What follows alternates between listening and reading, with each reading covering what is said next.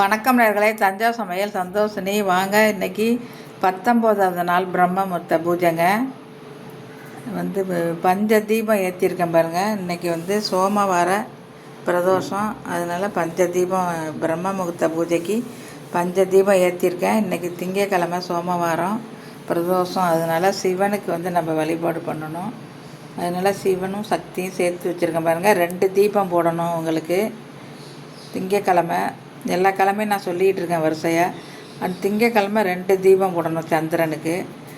துவரம் பருப்பு வச்சுருக்கேன் பாருங்கள். அதில் 2 காயின்ஸ் போட்டு நீங்கள் வச்சுருங்க. இதை மத்தியானத்துக்கு நீங்கள் பருப்பு சாதமாவோ இல்லை சாம்பார் வச்சு கூட நீங்கள் பிரசாதம் வச்சு சாமி கும்பிடலாம் மத்தியானத்துக்கு.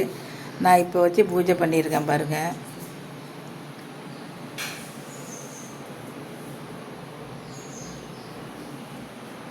நீங்களும் இதேமாரி அன்னன்ன பிரம்ம முகூர்த்தத்தோடு சேர்த்து நம்மளுக்கு என்ன கிழமை அன்னைக்கு வருதோ பூஜை பண்ணுற அன்னைக்கு அதுக்கு நவகிரகத்துக்கும் நம்ம தானியம் வச்சு நம்ம பூஜை பண்ணால் ரொம்ப விசேஷங்க.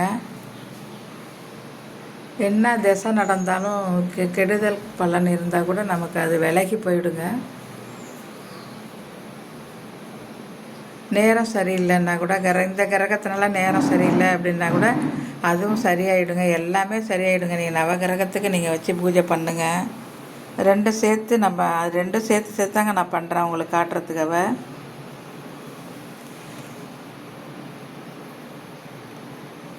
இதுமாரி நீங்களும் பண்ணுங்கள். சேர்ந்து வந்திருக்கு.